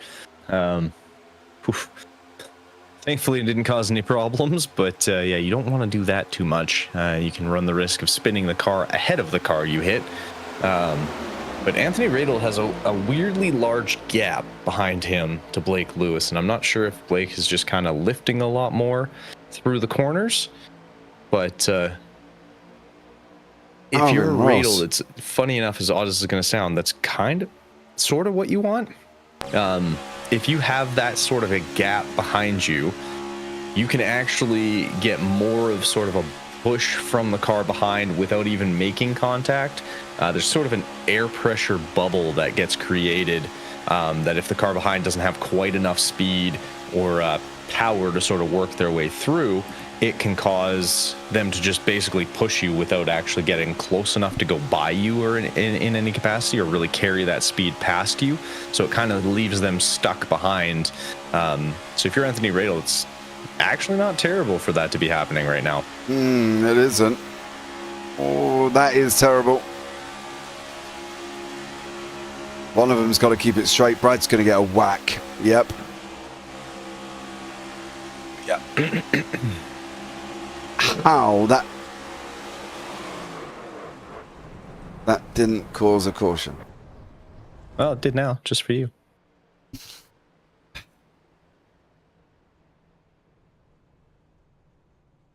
Caution number 8 on 2. And that stemmed from this, and it also stemmed from the fact of there was a massive, well, it wasn't really a massive. What happened was, watch the car in front of TJ come up here, and unfortunately that was Mr. Young. Now, Young kind of inadvertently, by doing a favour, kind of almost caused that, because watch the two behind, they're coming up on him very, very quickly. There was a massive amount of overspeed here. This is in slow motion. So TJ had a choice, either thump him or try and go round him. And unfortunately, he didn't really do either very well. Then Calvin Ross checked up on the outside to try and stop that. And then Molinari decided that he wasn't going to check up. While they've checked up, he's going to use this as gaining as many places as he possibly can. He went on the inside. Jakowitz gave him a push there as well. Jakowitz then backed away. Molinari then come up, crossed the front of Ross, and Ross hit him. Yeah. And poor old Jakowitz in there. Oh, Seth Pegg. So you're okay. That was. Hey, look, Tom Kuhn is in there again. That had to be bloody close. He actually went through him. I'm pretty sure he goes through the rear quarter panel here. Oh, 100% did. Did Tom make this through? Nah. Well, that'll be a no then. Being that we're in the wall. Probably somehow doesn't have to use any repairs on that, because I don't think he actually got like really too much damage. Again, him and Brusso straight in the wall. Brusso takes all of that damage, but poor bugger. I would be giving up by now. Wouldn't you? Yeah. I'd have just been like, I've had enough. Can't take this anymore. I've been hit against the wall, been smacked up. Caution 8 for 23 laps on 64 of 175. And we've had 37 lead changes over this period of time. That is just bonkers. I've got to be honest, that is a massive amount. Deary me. All right, Chu's going to be coming up shortly now as well. Do you want to change who your winner will be? Yeah, probably should. Yeah, let's go for the fun one here. We're gonna go with Blake Lewis with his first W. Okay. He's been up at the front a lot today. Okay, well, let's see what goes on here. Let's see what goes on in the end of this race. This has been caution number 8 on lap 62. It's very difficult to pinpoint who was 100% blaming for that, but I'm probably going to go more Molinari for coming up there. I think on that one, Kenton. Yeah, I mean, he tries to he lifted. I don't think he like checked up in terms of hitting the brakes or anything, but he lifted, trying to avoid it. Does get the bump from Jakowitz, and then he does come up the track a little bit, unfortunately, into and gets himself hooked there just a little bit. So unfortunately, I think he kind of made a move that whether he intended to or not happened, and so therefore it is kind of on him. Still, I think just a racing incident, but caused by that. Absolutely. Have you got a budgie? A what? A budgie. A budgie? Yeah, or a parrot. No. Okay. Why? Oh, there's birds outside. My window is open. Yes, you can hear them. Ah, got it. The squeaking. Close the window. I was like, I was like, was it? I don't remember him having a budgie in his cage. But there we go. Yeah, it's the squeaking of birds. Car is done. I tried my best just to hang out in the back, but the front came to me twice. I think that's supposed to be as well for Armand Brousseau. So Armand Brousseau is now officially out of the race. So no top 5, top 10, or the win here for Mr. Brousseau. So that just says. But hey, he did say he wanted to finish top 19, and he is currently 18th. Good job. So he was good job. Good job, Armin. You did it. You did. On this one as well, we've got Brad Young, Radel, and the 27 of Blake Lewis in behind. McLaughlin, TJ, Jamelin, the 77 there as well of Ben Ruse. Alex Witt's making his way back forward. Terry W. Tom Kuhn is still out there. This guy must has got a car built of, I don't know what he's got in his car built of, to be honest. I couldn't think of anything strong at that one. But Adamantium. That would do. Or what's that thing in the Black Panther? Oh, Vibranium. Yeah, Vibranium. That's his car at the moment in time. Right, ladies and gentlemen, Geico Restart Zone. He's gone the same place for the last 3 restarts that Anthony Rader was led. He takes him into the middle of the box. He just gets past halfway of the box and he bolts. And he's done the same again. He's got an unhealthy lead at the moment for him, with Blake Lewis right in behind him, Jamelin there as well. Ben Ruse, that top line now. They're all in the same chat. Brown and McLaughlin, Brad, the hamster Young, Terry W, and TJ. Oh, TJ's been pushed out here. I always forget about the hamster, but it's still my favorite. You're going to let your brother... Oh, TJ, you didn't even let your brother in, you big bully. Hey, you told him to be meaner, so he's I doing it. I did. I didn't know Jackowitz was going to come up and be that mean, no. But if I was them, I would sit back and think, I've got Noel Jackowitz and Alex Witt and Brian and McLaughlin in front of me here. I'm going to sit in that top line. Because to be blatantly honest, that's kind of the 3 people you want in front. 1 of your teammate leading the pack, and 2 of the probably the best pushers in the league in behind him. Yes. Yeah, they're pretty bloody good. And yeah, if you're TJ, you're in a great spot. You've got, like you said, 2 of the best pushers. Brandon McLaughlin, who does know, and as I was going to sound, he, like, taking a bump is a skill. Being pushed is a skill in this. Not everyone is good at taking a push. And Brendan McLaughlin's actually fairly good at it. As he goes a little wide there, and we get a whole bunch of weaving, and Alex dropped down and is now pushing Terry. Taking...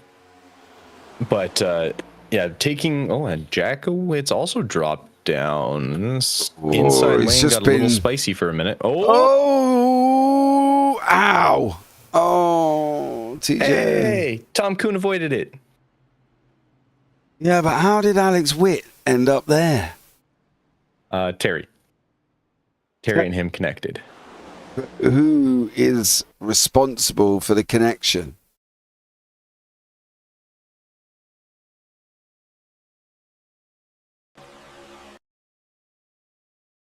I'm going to say... Terry a little bit. A little bit? A little bit, yep. Just a little bit Terry. Bro, he literally spun him around. Yeah. Little bit Terry. Just a little guy. Just a little spinny. TJ in there again. Brad's in there. The 19, proud of Tom Kuhn, did not go on the bit of paper, made it through there as well. So Alex Witt back in pit lane. I've got to be honest, at the moment in time, Raider is looking very, very strong for this lead. He is. He's having himself a fantastic little race. And I am actually kind of surprised that none of the big leads he's been getting off the line have really caused him any problems. Because typically you get completely run over if you get those huge kind of gaps. But so far he has not.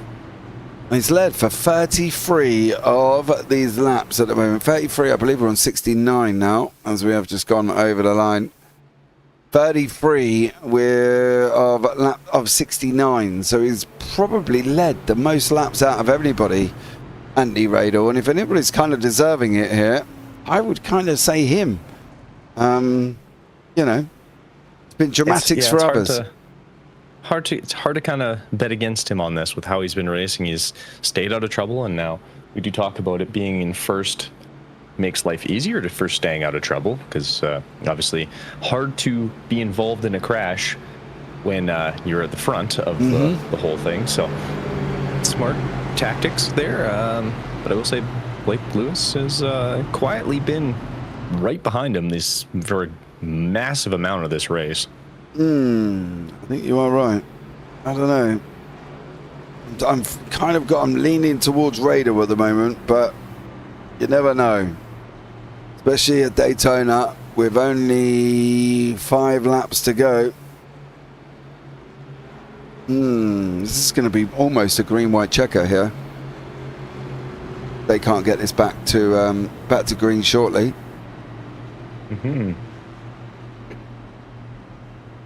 So be aware, it's going to be a straight sprint, I think, to the end of this race. Pace car lights are still on, so he'll go one more lap anyway. Should be coming off this time. Choose cone will be coming up as well, so these guys will be able to pick which lane they want. Brandon McLaughlin ended up jumping back to pit lane as well. TJ's in pit lane, unfortunately for TJ. Lap down at the moment as well, so poor old TJ lost a little bit of time and is now a lap down. You can see the gainers on the timing tower there as well. Too much damage, we're done, says TJ, so he's out as well. TJ and Armand Brusso out. Gainers and losers. Radel up 16, Lewis up 12, Kuhn up 4, Terry W up 13. There's some nice gains there from people in this race, but who's going to come out on top of this one? To go against Radel at the way he's been going, but and we don't have. I mean, Jackowitz has been 1, 2, 3, 4, 5, 6, 7th there, and that's kind of our closest to our typical guy near the front race win.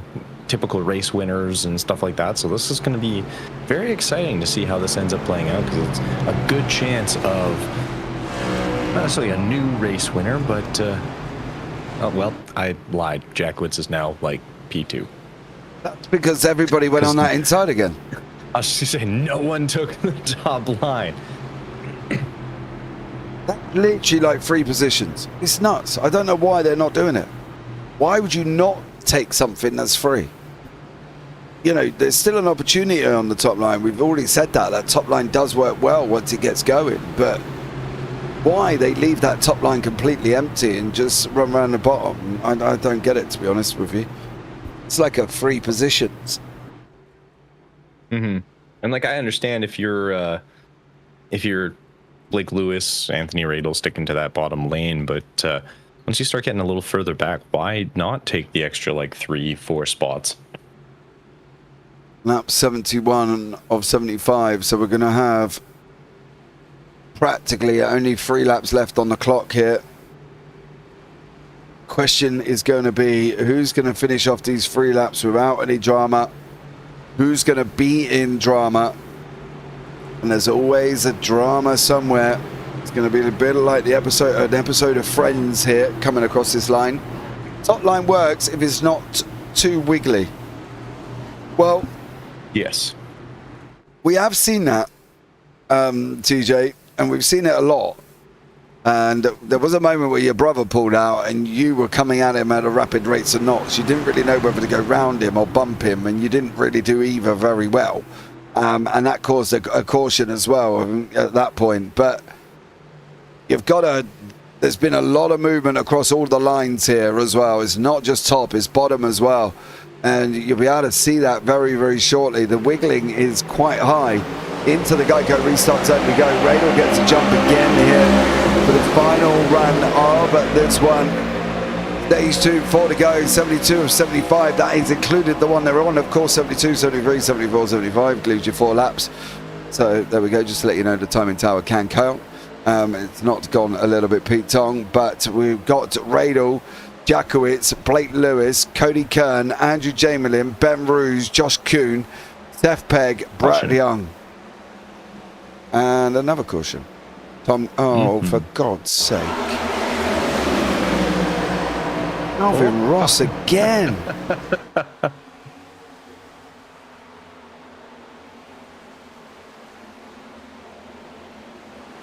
They've been involved before, them two. They were involved in the second caution. Well, there we go. That's going to basically put us under a green-white checker. Yeah, I told him and Dad not to jump out so far ahead. Oh, well, it's a learning experience. I agree. Yes. TJ. This, every time you take to a racetrack in a NASCAR track, if you're not used to it, you do learn something. Also, yeah, I sure didn't know whether to slow the lane or go high, and there was so much air, it messed us all up. I think to you, it might have been easier if you could have hit Brad where Brad needed to be hit on that little camera on the back of the car. I think it would have been more beneficial to hit him, but just told him that you were coming at him and said, Brad, I'm going to hit you hard here, mate. You're going to have to hold this one. You know what I mean? And just let him know that you were coming. I think that may have been the problem. The bit of indecisiveness caused everybody to shuffle around, and then it just went Pete Tong, didn't it, to be blatantly honest with you. Poor old Tom Kuhn has been hit here more times than I care to imagine during this race. There is an analogy I'm thinking of, but I cannot say it due to the fact it's not PG.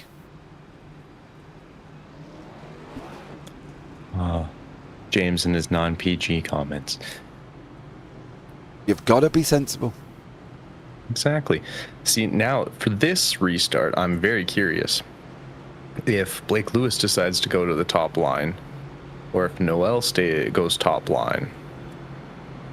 I think it'll be interesting. Popped a little message to you, sir.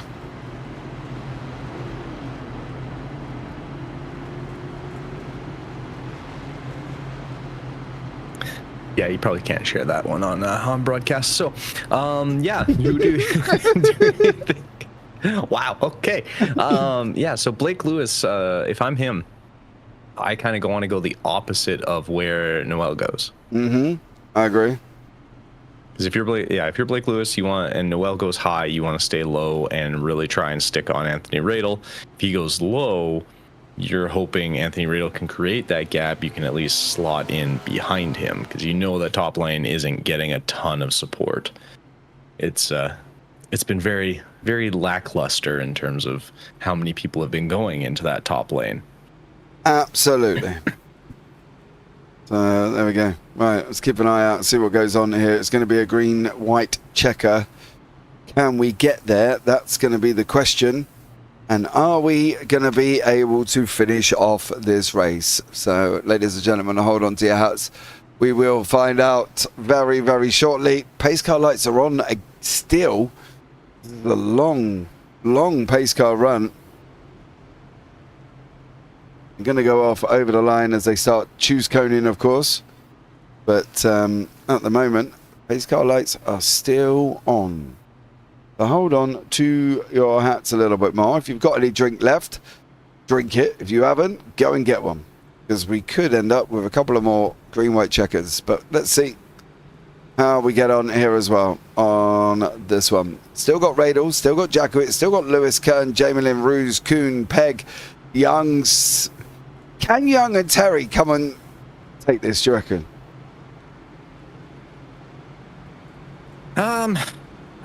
I think Radel's got a really good shot. He's driven very well. Why are we still going caution, though? I'm not sure why, but yeah, he's got a really good shot here, and I mean, he's driven smart this whole time. Agreed. Again, no one went high. I'm sorry, nobody wants to apparently take the high line? You don't want to take the high road. Seems nuts to me. It is literally 3 positions, but there we go. Trogdon's high, Kuhn's high, Jamelin's high, and Cody Kern is high. So, see what goes on with that high line. Anthony Radel again. I can guarantee you, and if you're listening to the broadcast, he will jump just past middle of the Geico restart zone. He's done it every single time. The Keep an eye out for that as well. Watch him jump just after the middle of the Geico restart zone. And he will do that again. But coming in now, GWC. I don't really know where to put my money, to be honest with you. Maybe J It's a little Millen. tricky. Maybe J Millen there. We haven't got the Trent Kimmel fan club going on in the YouTube chat, partly because he's not in the race at the moment. And he hasn't been all night, to be fair with you. So, yeah. It is a little tricky where to go. If you could pick one out of the top 5, who would you go with? I mean, I got to stick with who I picked.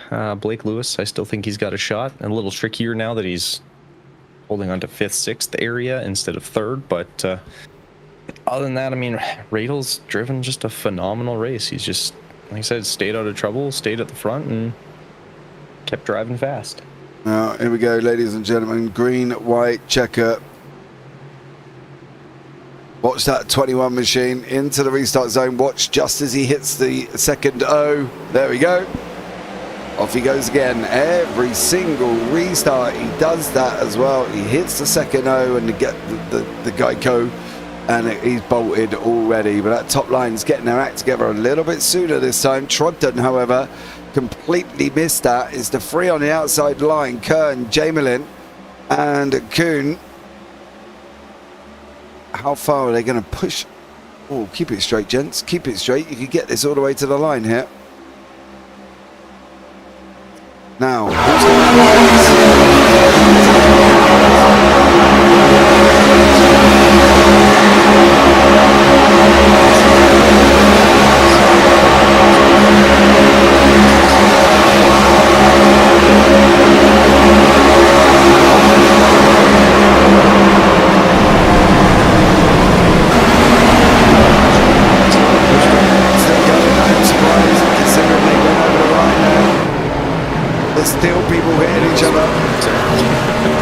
Steph's gone, so it's Cody Kern, Andrew Jamelin run, Brad Young sitting in 3rd at the moment, but it is between the 23 and the 65.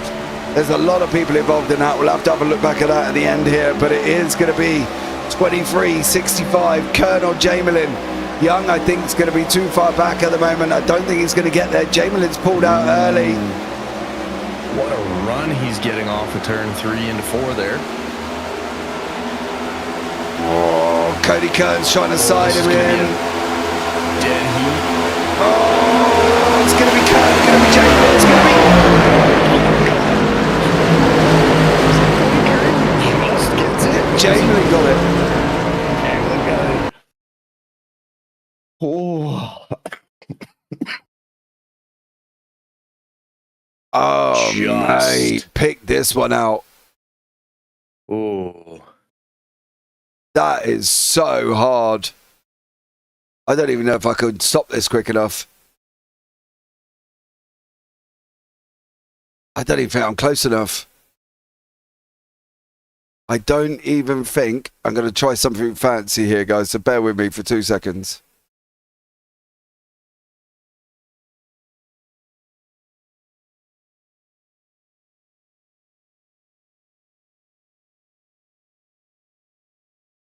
Oh my God.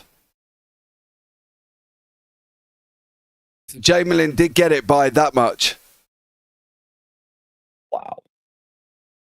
I can't get any closer than that because I can't stop and pause quick enough. So yeah, that was about... Yeah, I can't stop it and pause it quick enough, unfortunately. Not quite that quick. Can I get this on the line? Not really, but it's probably about as best as I'm going to be able to get that. Andrew Jamelin took the win. So great job from him, but boy oh boy, that was a spectacular finish if we've ever seen one here as well. Very, very close. 0.001. Yep. Wow. Andrew Jamelin over Cody Kern with Brad Young in 3rd. Great win. Great third by Brad there.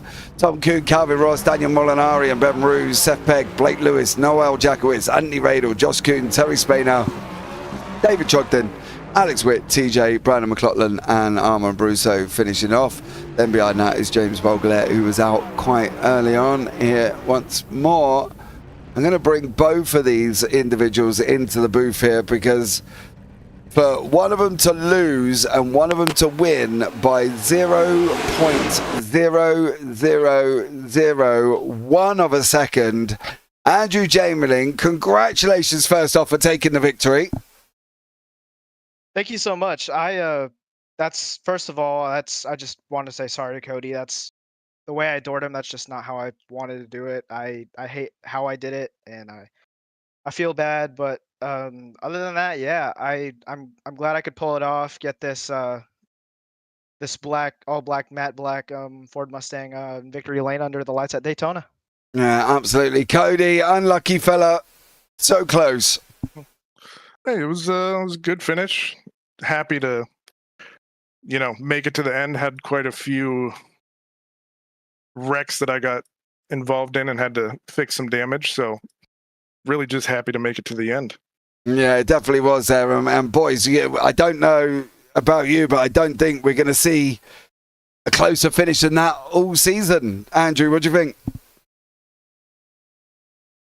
Yeah, I don't think anything could top that. I don't think anything gets closer than that. Not even. Yeah, I don't know. That's tough.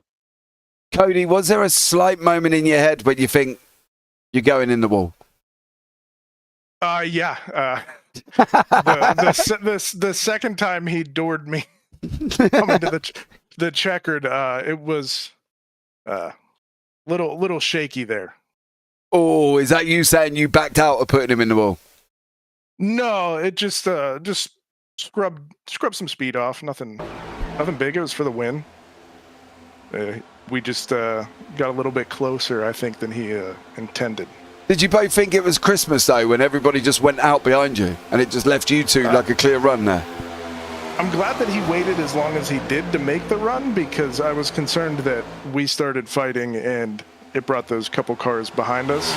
I knew if he stayed in line to the back straight, we were good, because they were just too far back to catch up to us. But I was pretty happy with making it out of that unscathed. Yeah, I bet you was there as well. And Andrew, well done, no fella, on the victory. We're just watching the run back to the line. We've already seen you door him once. Then you doored him again going into the Geico restart zone. And then you grabbed it by 0.01. So well done. Andrew, let's start with you. Congratulations first off, buddy. Anyone you want to shout out before we let you go? I'd like to shout out my family. They're watching right now. I'm very glad and proud to have them supporting me every race, every single week, every Tuesday night. I appreciate them a lot. Yeah, absolutely. Cody, anybody you want to shout out before we let you go, buddy? Shout out to any of my family watching. Appreciate it. Happy to see all the pride schemes. It's a good cause, and to see everybody kind of supporting that tonight was good to see. Awesome job. Well, thanks so much, fellas. Thank you so much. Congratulations again, Andrew, on the victory. Congratulations, Cody, on your second place there, buddy. And we look forward to seeing you next week. Thanks, James. Take care. Thank you, guys. All right, let's pop both of these down. Oh, nearly popped myself down there because they've gone and moved themselves. So there we go. Kenton, not a classic, but hey, I enjoyed myself. Yeah, no, it was a lot of fun. Came right down to the wire, as pretty much close as you can get it without being complete photo finish, but still real bloody close. Lots of excitement, some crazy spinning and crashing at the end. Not super over the top caution filled, which is good. There were some cautions, but it wasn't anything too crazy. Overall, I think a fantastic race. Yeah, absolutely. I'm just going to quickly look at what went on behind it, because I think there was quite maybe not with that car though, because that car may have had something to do with that. So Radel went first as well, didn't he? Robden and Ruse maybe kicked that off.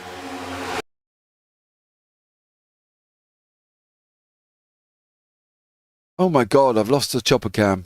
There he is. Did Trogdonnaroos kick this off? Oh. Wow. And everybody else just unfortunately comes in and gets themselves involved in that one. Right, guys, that's going to wrap it up. Thank you so much for joining us here. I hope you've enjoyed it for round 4 of Daytona. Join us next week as we head to the tricky triangle that is Pocono. It's going to be an interesting one. I've been JP. I've been alongside Kenton Sportak, and as always, take care. Have a great week, and you never know, we might see you on the track sometime. Good night.